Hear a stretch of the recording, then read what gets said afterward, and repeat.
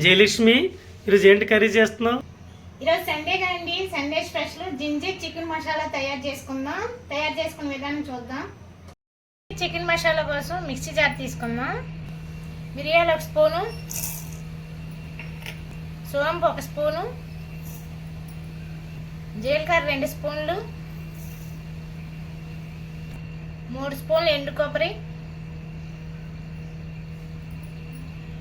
దీన్ని ఇప్పుడు గ్రైండ్ చేసుకుందాము. ఇప్పుడు చికెన్ జాయింట్లు తీసుకుని శుభ్రంగా వాష్ చేసుకున్నాము. వాష్ చేసుకుని ఇప్పుడు ఘాట్లు పెట్టుకుందాము. ఘాట్లు పెట్టుకుందామండి. ఈ విధంగా పెట్టుకుంటే మసాలా పేస్ట్ ఈ జాయింట్లకి పట్టి బాగా ఇదవుతాయండి.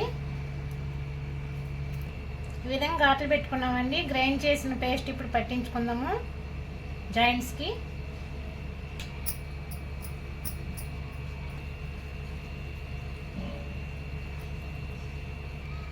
ఈ విధంగా జాయింట్స్ పేస్ట్ పెట్టామండి.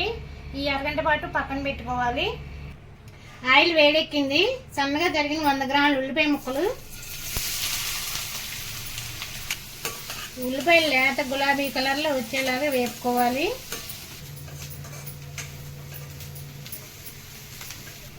ఉల్లిపాయలు వేగిపోయింది. ఇప్పుడు కరివేపాకు వేసుకున్నాం 2 రబ్బలు. సన్నగా తరిగిన అల్లం ముక్కలు 2 స్పూన్లు అండి.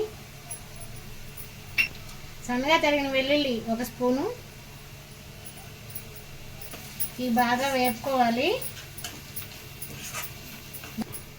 ఇది మీడియం ఫ్లేమ్లో పెట్టుకొని సన్నగా ఈ మంట మీద ఈ సువాసన వచ్చే వరకు వేయించుకోవాలి.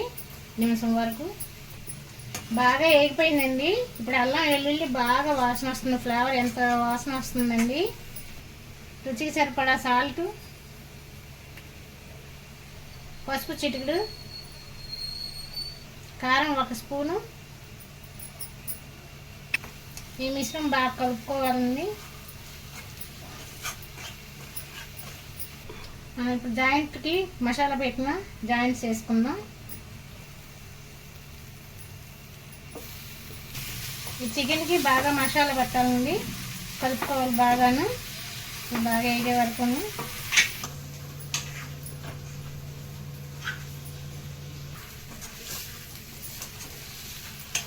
ఇవి వేగిపోయి ఇప్పుడు దానికి సరిపడా వాటర్ వేసుకుందాం.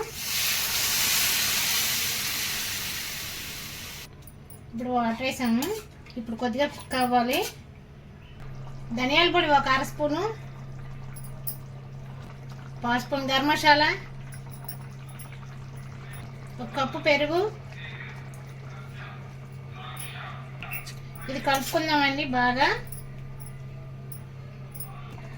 మీడియం ఫ్లేమ్లో పెట్టి 10 నిమిషాలు కుక్ చేసుకోవాలి. జింజర్ చికెన్ మసాలా రెడీ అయిపోయిందండి. కొత్తిమీర వేసుకుందాం. చూడండి ఆయిల్ ఎంత పైకి తేలిందో, ఎర్రగా ఎంత వాసన వస్తుంది. జింజర్ చికెన్ మసాలా బాగా వచ్చిందండి. మీరు కూడా ట్రై చేయండి. చాలా బాగుంది. ఇటువంటి వీడియోలు మీకు ఎన్నో అందిస్తామండి. ప్లీజ్ అండి సబ్స్క్రైబ్ చేయండి.